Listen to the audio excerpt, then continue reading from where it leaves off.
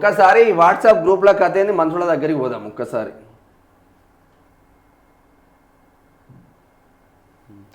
మంత్రుల WhatsApp గ్రూపుల్లోకి హ్యాకర్లు APK files పంపి హ్యాకింగ్కు యత్నం చేస్తున్నారట. ఎస్బీఐ ఆధార్ అప్డేట్ పేరుతో మెసేజ్లు, ఏపీకే ఫైల్ లింకులు ఓపెన్ చేయగానే ఫోన్లోకి మాల్వేర్ పోతుందట. ప్రజల అకౌంట్లు గ్రూపుల్లోకి ఏపీకే ఫైల్స్ హ్యాక్ అయితే ఫోన్ ఓవర్ హీటు, ఇక బ్యాటరీ ఛార్జ్ వేగంగా ఖాళీ అవుతుందట. వాట్సాప్లో టూ సేఫ్టీ వెరిఫికేషన్ ఆన్ చేసుకోవాలి, ఫోన్లో కాల్ ఫార్వర్డింగ్ను డిజేబుల్ చేసుకోవాలని పోలీసులు సూచన చేస్తూ ఉన్నారు. అంటే మంత్రుల ఫోన్ కూడా ఈ ఏపీకే ఫైల్ పంపి వాళ్ళ ఫోన్లు కూడా హ్యాక్ చేసేటువంటి ప్రయత్నం చేస్తూ ఉన్నారట దొంగలు. సైబర్ నేరగాళ్లు సాధారణ ప్రజలతో పాటు నేతలు మంత్రులను టార్గెట్ చేశారు. వాళ్ళు ఏమన్నా వాళ్ళు కూడా మనుషులే కదా, మంత్రులను టార్గెట్ చేశారు. ఇప్పటికే traffic challenge, RTA, PM Kisan Yojana, SBI rewards పేరుతో ఏపీకే ఆండ్రాయిడ్లో అప్లికేషన్ ప్యాకేజ్ అంటే .apk అని వస్తుంది చిన్నగా. ఆ ఫైళ్లను పంపి అకౌంట్లు కొల్లగొట్టిన సైబర్ నేరగాళ్లు తాజాగా తెలంగాణ మంత్రుల వాట్సాప్ గ్రూపుల్లోకి కూడా ఎంటర్ అయ్యారు. మంత్రులు ఉన్న గ్రూపుల్లోకి ఏపీకే ఫైల్స్ పంపి హ్యాకింగ్కు ప్రయత్నించారు. మరి వీళ్ళని కూడా కాంటాక్ట్ అవుతారేమో ప్రతిపక్షాలు. ఇప్పుడు కాంగ్రెస్ వాళ్ళ వాట్సాప్ గ్రూపులు ఉంటాయి, కాంగ్రెస్ వాళ్ళ వాట్సాప్ గ్రూపులు మొత్తం హ్యాక్ చేయాలి, ఏపీకే ఫైల్స్ పంపించాలి, అలా డాట్ ఏదైనా ఉంటే మొత్తం చోరీ చేయాలని ఇటు బీఆర్ఎస్ వాళ్ళు, బీఆర్ఎస్లో గ్రూప్ల బీఆర్ఎస్ గ్రూప్ను కాంగ్రెస్ వాళ్ళు ఇట్లా కూడా మరి హ్యాకర్లను యూజ్ చేసుకుంటారేమో నెక్స్ట్.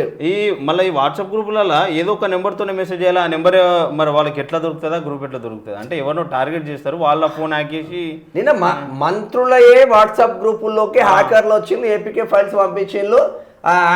గా ఎస్బీఐ అప్డేట్ చేయాలి మీ శాలరీ అకౌంట్ అది ఇది అని చెప్పేసి చెప్తా ఉన్నారండి. ఇక చూడు, హ్యాక్ అయితే ఇలా ఫిర్యాదు చేయాలి. మంత్రుల వాట్సాప్ గ్రూపులోకి హ్యాకర్లు చొరబడ్డారని తెలియడంతో రాష్ట్ర cyber security bureau, cyber crimes పోలీసులు అలర్ట్ అయ్యారు. ఏపీకే ఫైల్స్ వస్తే ఎట్టి పరిస్థితుల్లోనూ ఓపెన్ చేయవద్దని హెచ్చరిస్తున్నారు. ఇక ఎన్సీఆర్బీ పోర్టల్తో పాటు స్థానిక పోలీస్ స్టేషన్లో ఈ తరహా ఫిర్యాదులు అందుబాటులో ఉన్నాయని తమ దృష్టికి వచ్చిందని అధికారులు చెప్తున్నారు. వాట్సాప్ హ్యాక్ అయితే వెంటనే www.whatsapp.com అండ్ కాంటాక్ట్లో ఫిర్యాదు చేయాలని సూచించారు. ఇక అయితే అలాగే సైబర్ క్రైమ్ రిపోర్టింగ్ ఇక టోల్ ఫ్రీ నెంబర్ 1930కి కాల్ చేయాలని, లేదంటే సైబర్ ఫ్రాడ్ రిజిస్ట్రీ కోసం 8712672222 నెంబర్లో రిపోర్టు చేయాలని పేర్కొంటున్నారట. వీళ్ళది అయితే ఎవరెవరిదైనా మరి ఎవరైనా మంత్రులది హ్యాక్ అయినా ఏంది కథ అన్నది కొద్ది పైసలు ఉంటాయి అందులో ఒక్కసారి బాగానే. అంటే ఇప్పుడు వాళ్ళు కూడా తెలివికి వచ్చిండ్రు, మంత్రులు కూడా అంతా బ్లాక్ క్యాషే, మొత్తం బ్లాక్ మనీ. ఆదివారం జరిగిన ఈ ఘటన తీవ్ర కలకలం రేపింది. ముందుగా ఓ జర్నలిస్ట్ ఫోన్ను హ్యాక్ చేసిన హ్యాకర్లు అతడి ఫోన్లో ఉన్న అన్ని వాట్సాప్ గ్రూపుల్లోకి ఏపీకే ఫైల్స్ ను పంపించారు. ఇక ఇది అసలు కాదు, అంటే జర్నలిస్టులతో సత్సంబంధాలు ఉంటాయి కదా మంత్రులకు కానీ రాజకీయ నాయకులకు, అట్లా పంపించారు.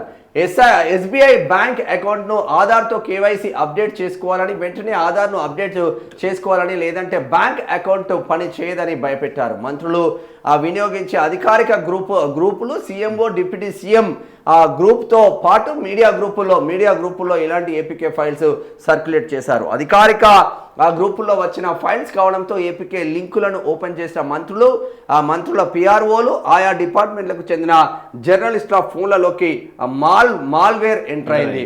ఏపీకే ఫైల్స్ ఓపెన్ చేసిన వెంటనే సైబర్ నేరగాళ్లు వాట్సాప్ గ్రూపుల్లోకి ఏపీకే ఫైల్స్ రూపంలో మాల్వేర్ను పంపిస్తున్నారు. ఏపీకే ఫైల్స్ను క్లిక్ చేసి ఇన్స్టాల్ చేసుకున్న వారి మొబైల్ ఫోన్లను హ్యాక్ చేస్తున్నారు. హ్యాక్ చేసిన మొబైల్స్లోని వాట్సాప్ గ్రూపులను టార్గెట్ చేస్తున్నారు. వాట్సాప్ గ్రూపుల్లోని కాంటాక్ట్స్ అన్నింటికి బల్క్ ఏపీకే ఫైల్స్ లింకులు పంపిస్తున్నారు. హ్యాక్ చేసిన మొబైల్ నెంబర్తో ఉన్న ఇతర వాట్సాప్ గ్రూప్లోకి వెళ్ళి గ్రూప్ అడ్మిన్ సెట్టింగ్స్ మార్చడం, అదే వాట్సాప్ నెంబర్ నుంచి ఇతరులకు మెసేజ్ రూపంలో మరికొన్ని ఏపీకే ఫైల్స్ పంపడం ద్వారా మొబైల్ ఫోన్లను హ్యాకింగ్ చేస్తున్నారు. ఇలా మొబైల్ ఫోన్లను తమ ఆధీనంలోకి తీసుకొని బ్యాంక్ అకౌంట్లను ఖాళీ చేస్తున్నారు.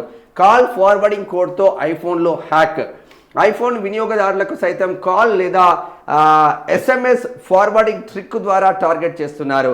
ఎస్ఎంఎస్లలో 21 నంబర్ యాష్ ఉంటుందంట, ఇలాంటి నంబర్ డయల్ చేయాలని చెబుతున్నారు. నిజానికి ఇది కాల్ ఫార్వర్డింగ్ కోడ్ నంబర్.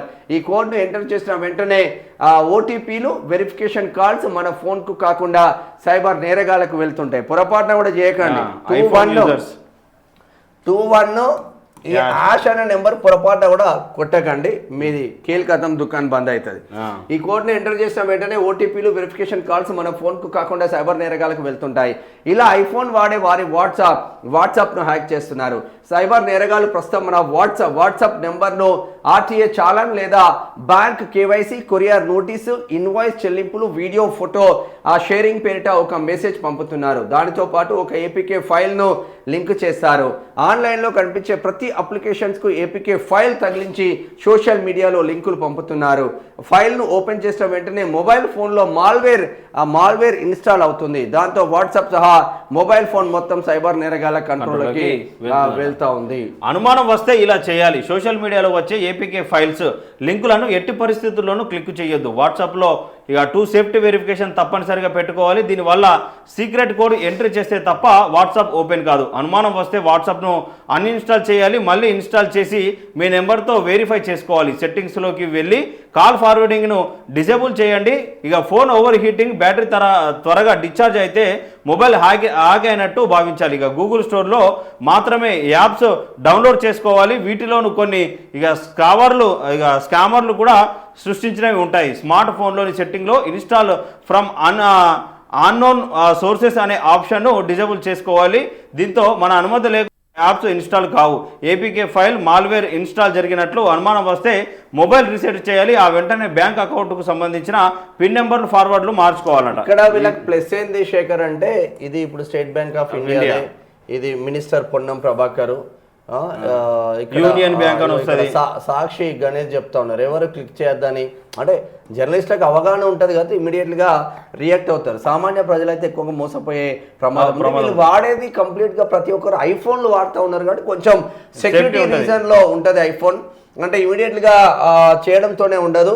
ఇప్పుడు ఈ 2-1 యాష్ కొడితే తప్ప లోపలికి లేని పరిస్థితి. అంత ఈజీగా ఒక మంత్రి కానీ, ఒక పిఆర్ఓ కానీ, ఒక పిఏ కానీ, ఒక జర్నలిస్ట్ కానీ కొట్టే ఆస్కారం అయితే లేదు. సరే, ఆ గ్రూపులు చేంజ్ చేసిండు, స్టేట్ బ్యాంక్ ఆఫ్ ఇండియా, ఎస్బీఐని చేంజ్ చేసిండు, కానీ ఎవరి అమౌంట్ అయితే పోలేదు. మంత్రులను మాత్రం హడలెత్తిస్తున్నారు హ్యాకర్లు అని చెప్పుకోవచ్చు. అంటే మంత్రులకే హ్యాకర్లు హడలెత్తిస్తే సామాన్య ప్రజల పరిస్థితి ఏంది అనేది ఇప్పుడు క్వశ్చనింగ్గా మారిపోయిన పరిస్థితి మాత్రం ఉంది. మరి నిజంగానే దీనిపైన ఏమన్నా చేస్తారా సైబర్ క్రైమ్లో? సైబర్ క్రైమ్ పోలీసులు ఈ హ్యాకర్లను ఒక్క హ్యాకరు దొరుకుతలేడా? దీన్ని ఛాలెంజ్గా తీసుకోవాలి. సజ్జనార్ గారు మీ మంత్రులయే హ్యాకింగ్ చేసిండ, మీ ముఖ్యమంత్రిది మంత్రులది.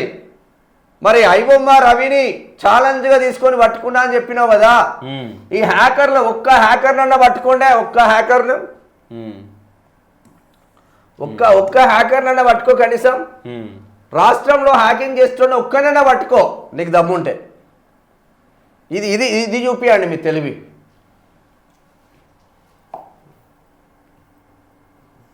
మధ్యనే పోలే పైసలు పోతే తెలిసేది, కత్తి ఏర్పడేది.